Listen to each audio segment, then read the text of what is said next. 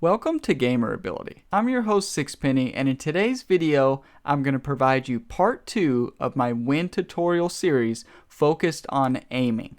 In the first video I provided you numbers and data on how to judge the wind's distance effect. In this video I'm going to provide you numbers and data and more calculations to find out how you need to aim in regards to left and right with the wind. If you have not yet subscribed to the channel, make sure you subscribe to the channel to stay up to date on all my new videos. Stay tuned and enjoy. So I'm going to start today's video off reviewing the wind tutorial part 1 that I released last week. In this video, I provided you average percent multipliers for each club category for all the different wind types, from tailwind, headwind, cross tailwind, and cross headwind. And then I taught you how to use those data you take the average percent multiplier multiplied by the wind speed, and then we get our wind distance effect in yards. And if it's uphill, we're going to subtract that from the carry distance of the club. If it's downhill, we're going to add that to the carry distance of club. But that's just one aspect of the wind. Distance is very important, but we need to know how we need to aim in relation to the wind. So if it's a side wind or a crosswind, how much is it going to affect? And how much do I need to compensate? Do I need to aim to the left? Do I need to aim to the right? So that's what today's video is going to focus on. So here's again a review of the wind speed categories. There's low wind, 1 to 6 miles per hour, medium wind, 7 to 11 miles per hour, high wind, 12 to 17, very high wind is 18 plus. And then this is a quick reference sheet for you, or if there's somebody out there who's really not familiar with the different wind categories, this was in the last video, but I added the one on the bottom, a straight side wind, just for your reference. Let's get into the data.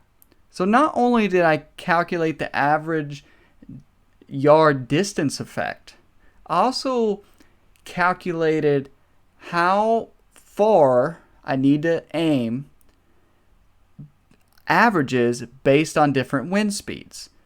So how I did this,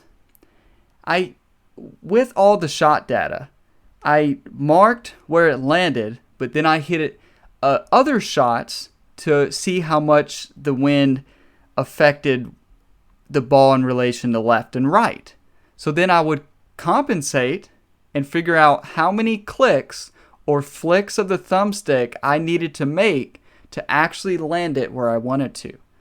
And that's how I arrived at this data. I took the averages for each and broke it into different club categories. And instead, now in the last video, the distance, I was able to take a average across all the wind speeds and give you an accurate number within really 1 to 4 yards. This was not the case. Now with the aim effect, so how much it's going to pull it to the left or push it to the right, if I took the averages from all the low, medium, high, very high categories, it was all over the place. It wasn't accurate enough. So I wanted to provide you the specific numbers here. So that's why I have it broken up into low wind speeds, medium wind speeds. You'll see the club categories on the left, the wind speed multipliers on the right. Now, sometimes I have, so here if you look at here, we have irons and wedges. In some cases, you'll see I have low medium irons, which is 4 iron through 7 iron. And then I have the high irons, so 8 iron, 9 iron included with the wedges. Now, again, like I said in the first video, if you do use these data sheets, if you take screenshots from these, I will have these in the descriptions as well so that you can just copy them so that you can have them with you when you're playing. But if you do take a screenshot, make sure you include the Gamer Ability logo and tell people where you got them from. And if you post it somewhere, just tell people where you got it from. And also share your support to me by liking this video and also subscribing to the channel. So On the right, we have the wind aim multipliers. I'm going to teach you what to do with these numbers and what it tells you. It'll tell you how many flicks of the stick you need to move to the left or to the right. We'll get into the calculations later. I just want to show you the data. So we have the low, medium wind speeds here for straight side wind, the high wind speeds and very high wind speeds there. So this is where I was talking about the low and medium irons, high irons and wedges, low, medium irons. So some of them, sometimes the 8 iron, 9 iron played closer to a wedge than it did an iron. Then we move into a cross tailwind. So when we get into the crosswind varieties, there's going to be greater variability because there's many different degrees of a crosswind. It could be close to a side wind. It could be close to a straight headwind. So it's going to affect differently based on how many degrees the crosswind actually is. But as a general rule, if you use these numbers, it will help you get closer. Now, for the cross tailwind for low wind speeds and even medium, if you remember the number 1.25, you're in good shape. Because if you see 1.25, all the ones in low wind, almost all of them in the second category here. As we get into high and very high, it's going to affect a little bit more. So if you want to choose the middle spot of 1.5, you'd be pretty close. Now as we get into the cross headwind, just like in the last video, in the distance effect, the most variability was found in the cross headwind, which is the same case here. But these numbers help you get closer. Now, if you notice, the cross headwind and cross tailwind low wind speeds are actually the same, 1.25 across the board. And medium was actually very close as well. And then here's the last two high wind speeds, very high wind speeds for the cross headwind. So now we have the information, we have the numbers. Let's learn how to apply these numbers before we get into the video examples. So there will be examples of these calculations in the description. I will also have all the numbers in the description as well for you. The calculation, you're going to take that average wind aim multiplier from the tables. You're going to multiply that by the wind speed in miles per hour. This will tell you how many clicks or flicks of the aim stick are needed to compensate for the wind. So what I mean by click or flick of the stick is you're going to quickly flick and then release the stick either to the left or to the right, however many times it's the number you got from the calculation above. So if the wind is blowing from right to left, it's going to pull the ball to the left. So you need to aim the right. So say you get a number, you get 10. You need to move the stick 10 clicks to the right to compensate for the wind. Now if the wind is blowing from left to right, you need to aim to the left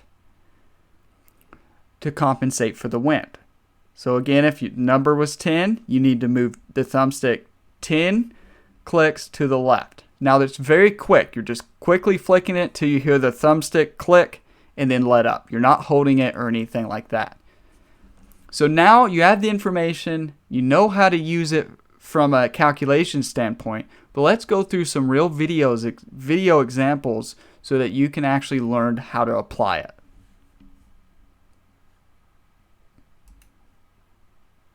So let's move into our first video example. This specific example is a 7 miles per hour straight side wind from right to left. So the wind is blowing to the left, so we will need to aim to the right to compensate for the wind. The first thing you're going to look at is the club and where you're wanting to land it. So we're looking at a 5 iron here. So first thing we need to do is find out the wind aim multiplier. So let's go to our data table here.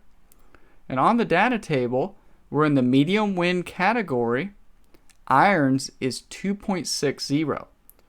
So in our calculation, we need to take 2.6 multiplied by the wind speed. So 2.6 times 7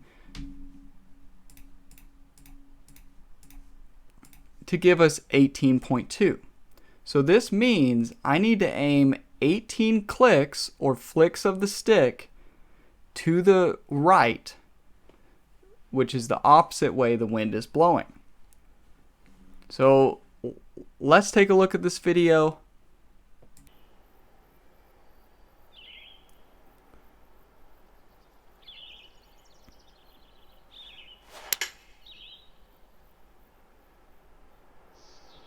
We're aiming for that yellow post here, right in the middle. And we almost hit the yellow post dead on. So that was the first example of a side wind.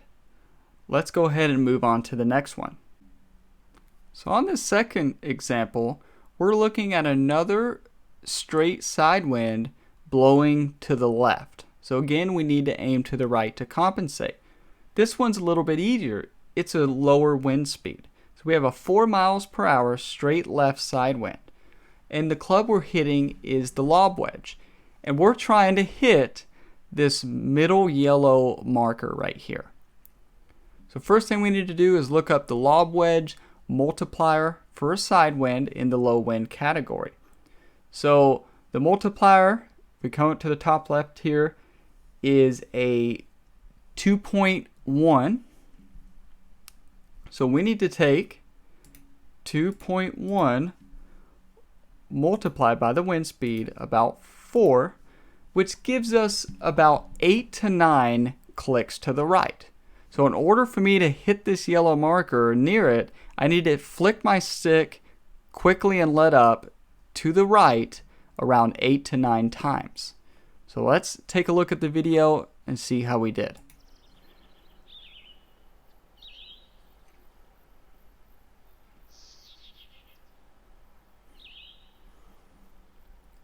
So you're going to see me moving.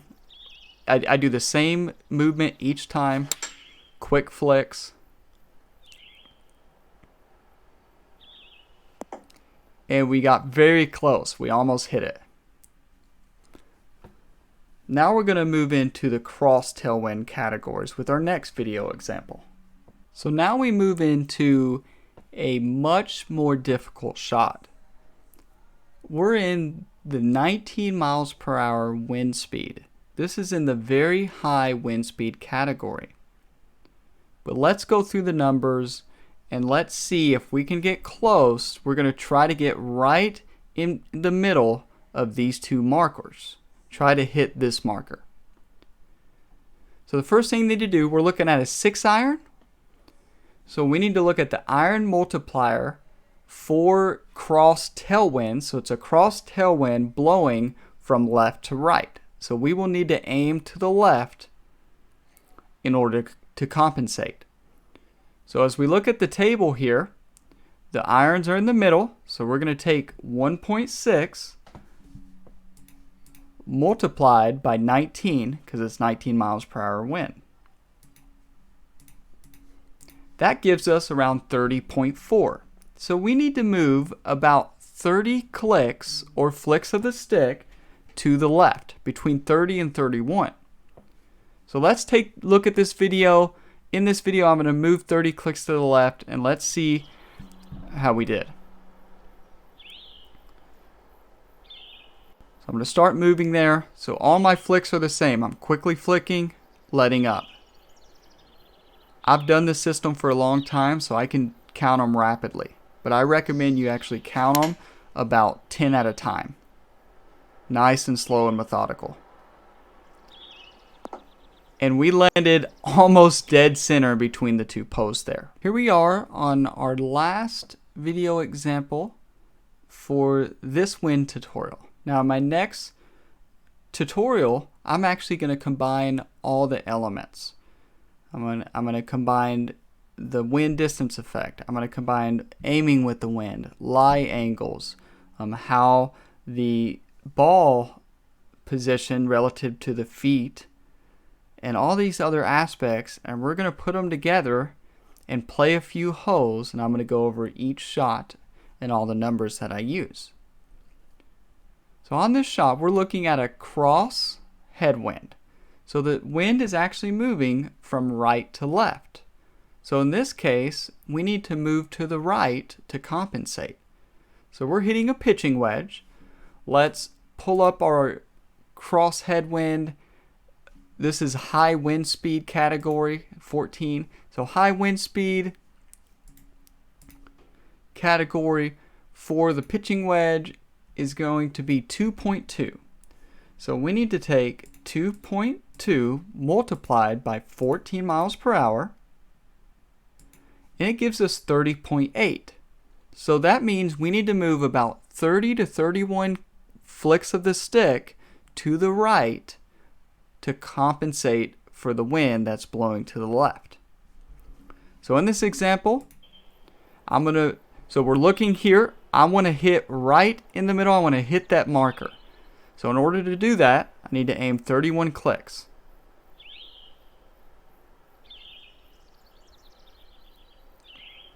So you're just quickly flicking the stick and letting up. You're not holding the stick over there.